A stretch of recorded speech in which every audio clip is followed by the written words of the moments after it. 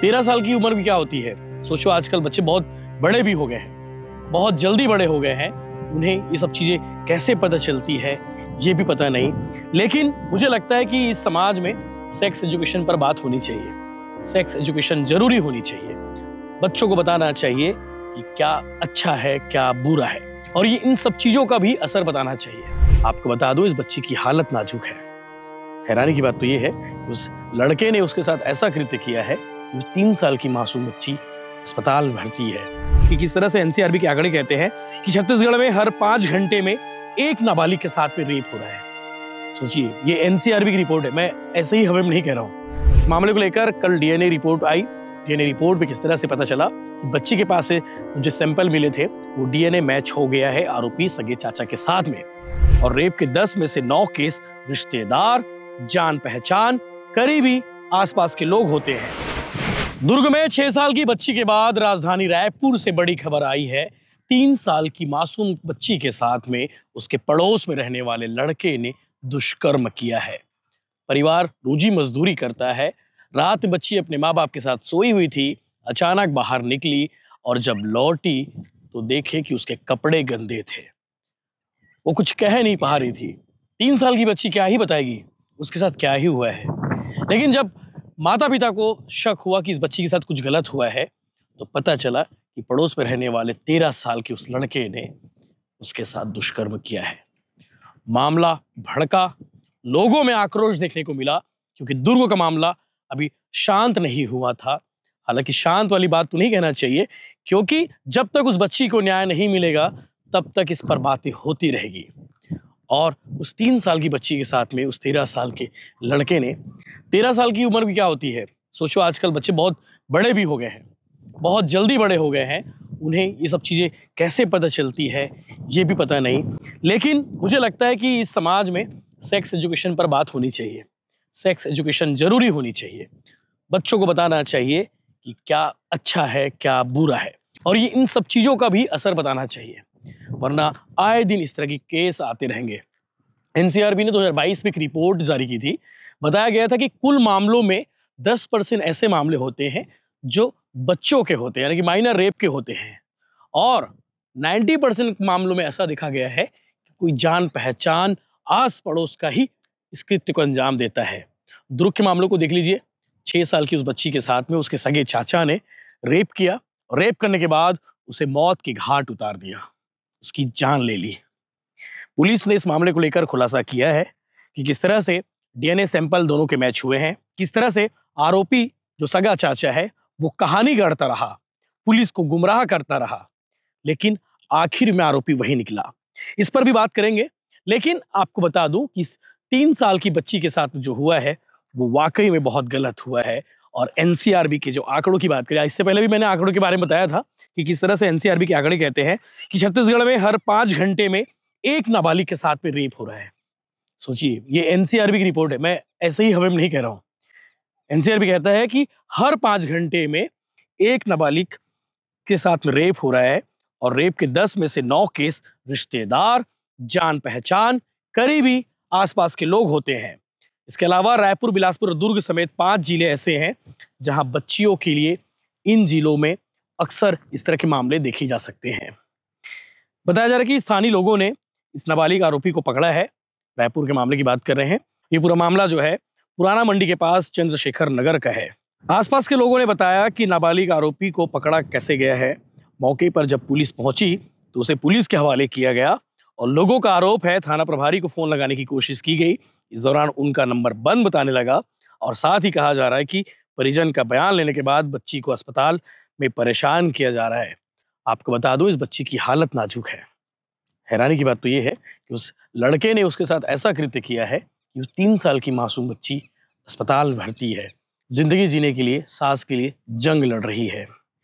इस मामले को लेकर civil line CSP Ajay Kumar ने कहा है कि दोनों आपस में पड़ोसी थे और दोनों एक दूसरे के घर खेलने जाते थे। इसी दौरान लड़का बच्ची के घर खेलने गया था और इसी समय लड़के ने बच्ची के साथ दुष्कर्म किया है। सिविल लाइन सीएसपी साहब है, वो कह रहे हैं 13 साल के आरोपी को हिरासत में लिया गया है, उससे पूछताछ की जा रही है। बच्चा है, नाबालिग है, ये कहकर इसे बाल संप्रेक्षण गृह में भेजा जाएगा और इसकी सजा भी ज़्यादा नहीं होगी इस बच्चे के लिए, इस लड़के के लिए जिसने इस कृत्य को अंजाम दिया है। अब आते हैं कल के पॉइंट पे। कल दुर्ग पुलिस ने इस पूरे मामले को लेकर एक प्रेस कॉन्फ्रेंस किया। 6 साल की बच्ची के साथ में उसके सगे चाचा ने किस तरह से कृत्य को अंजाम दिए, इसके बारे में पहले ही पुलिस बता चुकी है। एसपी जितेंद्र शुक्ला भी पहले बता चुके थे और मैं पहले दिन से कह रहा था, इस मामले में दुर्ग पुलिस बेहद कॉन्फिडेंट है। वो अपनी जांच पर भरोसा कर रहे थे, विश्वास था उन्हें उनकी जांच पर कि वो जिसे आरोपी बता रहे हैं वही आरोपी निकलेगा। इस मामले को लेकर कल डीएनए रिपोर्ट आई। डीएनए रिपोर्ट में किस तरह से पता चला कि बच्ची के पास से जो सैंपल मिले थे वो डीएनए मैच हो गया है आरोपी सगे चाचा के साथ में। इसके साथ साथ आरोपी किस तरह से अपनी थ्योरी बदल रहा था, कहानी गढ़ रहा था। 10:30 बजे से लेकर 12 बजे के बीच में बच्ची लापता हुई और लापता के बाद वो बच्ची कभी वापस घर नहीं आई और कहा जा रहा है कि उसी टाइमिंग में ये भी अचानक से लापता हुआ। इसने पुलिस को गुमराह किया। वो पहले कहता था कि मैं पेंट करने गया था, वो कह रहा है कि मैं कहीं बाहर गया था। बाहर कहाँ गए थे? पुलिस ने पूछा, पेंट कहाँ किए हो बताओ? वो जवाब नहीं दे पाया। इसके साथ साथ उस घर में बच्ची के साथ में और भी बच्चे हैं, उन सब की जिम्मेदारी, यानी कि उन सब बच्चों को देखरेख करने की जिम्मेदारी उसी सगे चाचा पर थी, सोमेश यादव पर। सोमेश ने उस बच्ची को शायद पहले से ही टारगेट कर रखा था कि किस तरह से मौका पाकर उसके साथ दुष्कर्म किया जाए। आसपास के लोगों ने बताया कि नशा ज्यादा करता है, नशेड़ी है, हो सकता है नशा करने के बाद इसकी हवस की आग बढ़ी होगी और उस 6 साल के मासूम को अपना शिकार बनाया होगा। इसके अलावा एक और थ्योरी बता रहा हूं आपको। इस मामले में पुलिस ने 2 और लोगों को सस्पेक्ट बनाया था। उन लोगों के बारे में पता किया गया, उन लोगों का भी डीएनए लिया गया था, लेकिन उन लोगों का डीएनए, यानी कि जिन 2 लोगों को पहले सस्पेक्ट बनाया गया था, इस मामले में 3 लोगों को सस्पेक्ट बनाया गया था। एक सगा चाचा, दूसरा जिस गाड़ी में बच्ची की लाश मिली उस गाड़ी का ड्राइवर, और जिस गाड़ी में बच्ची की लाश मिली है, उस मासूम बच्ची की लाश मिली उस गाड़ी के मालिक। इन तीनों का मेडिकल सैंपल लिया गया था, डीएनए सैंपल भी लिया गया था। मेडिकल रिपोर्ट भी उनके लिए नहीं आई। इसके साथ साथ डीएनए सैंपल में भी उनका मैच नहीं हुआ और सिर्फ बच्ची के डीएनए से और उसके सगे चाचा का डीएनए सैंपल मैच हुआ है।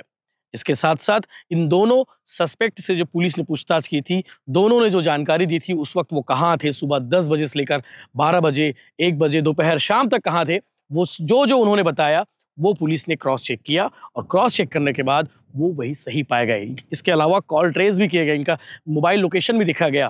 तो जो बताया था इन्होंने, जो जानकारी दी थी, जो सच इन्होंने बताया था, उसके मुताबिक पुलिस ने क्रॉस चेक किया। क्रॉस चेक करने के बाद पुलिस को वही रिकॉर्ड मिले जो इन्होंने बताया था। इसके अलावा 2 और चीजें हैं जिसके बारे में आप कहेंगे कि आरोपी जो सगा चाचा है वो वही आरोपी है। पुलिस की जांच में ये बात का खुलासा हुआ है कि बच्ची को ऊपर ले जाकर उसने दुष्कर्म किया है। ऊपर यानी कि जिस घर में वो रहता है उसके ऊपर में कंस्ट्रक्शन साइट है, नया घर बना रहे हैं, नया रूम बना रहे हैं और उसी रूम में ले जाकर उसने इस वारदात को अंजाम दिया है। और वहां से बेडशीट से कुछ धब्बे मिले हैं। पुलिस ने उसका सैंपल लिया है, जांच की जा रही है। इसके साथ साथ आपको बता दें कि जब 7:30 बजे के आसपास कार से बच्ची मिली तो उसे सबसे पहले दिखने वाला, यानी कि उस कार के पास पहुंचने वाला आरोपी सगा चाचा ही था, सोमेश था। सबसे पहले सोमेश वहां पहुंचा और पहुंचने के बाद उस कार चालक को उतार कर मारने लगा। आसपास के जो लोगों ने बताया पुलिस को, पुलिस ने शेयर किया है, पुलिस ने बताया कि सबसे पहले वो आरोपी पहुंचने के बाद कार चालक को बाहर निकाला और कहने लगा कि बच्ची के साथ तूने क्या गलत किया है, क्या गलत किया, जबकि उस वक्त बच्ची को उसने हाथ में नहीं लिया था और बच्ची पीछे ही पड़ी हुई थी, सीट के पीछे। बच्ची को हाथ में लेने का मतलब ये था कि बच्ची को उठाया नहीं था। ऐसे में शक है, क्या तुम्हें पहले से इसके बारे में जानकारी थी कि बच्ची के साथ में कुछ गलत हुआ है और इसीलिए उस ड्राइवर को तुमने कहा कि बच्ची के साथ तुमने क्या गलत किया है? तो ये सब थ्योरी है, ये सब पॉइंट है जिसके हिसाब से पुलिस ने उसे आरोपी माना है और पुलिस ने उसे अपनी बेगुनाही साबित करने का भरपूर मौका दिया। पैरेलल तीनों से पूछताछ की गई। पूछताछ के दौरान जो आरोपी है सगा चाचा, उसे भी मौका दिया गया, आप बताइए कि आप बेगुनाह कैसे हैं, आपने कृत्य नहीं किया है वो बताइए। तो ये साबित नहीं कर पाया पुलिस के सामने। जो बयान था, हर बार अपना बयान बदलता रहा, गोलमोल कहानी करता रहा, नई नई थ्योरी बताता गया और इसी बात से वो आरोपी पुलिस के शक के दायरे में था और सस्पेक्ट प्राइम आरोपी निकला। छत्तीसगढ़ में बढ़ते रेप के मामलों को लेकर आप अपना सजेशन जरूर दीजिएगा, क्या कहेंगे इस विषय को लेकर, और सेक्स एजुकेशन कितना जरूरी छत्तीसगढ़ में, देश में, हमारे समाज में, इस पर भी अपनी राय ज़रूर रखिएगा। अगर कोई सेक्स की बात करता है तो लोगों के चेहरे पर मुस्कान आ जाती है, पता नहीं क्या सोचते हैं। इसके साथ-साथ बच्चों को गुड एंड बैड टच बताने की जो बातें पिछले दिनों कही गई थी, पता नहीं ग्राउंड पर कितने स्कूलों में गुड एंड बैड टच बच्चों को बताया जाता है, बच्चियों को बताया जाता है कि क्या सही है, क्या बुरा है।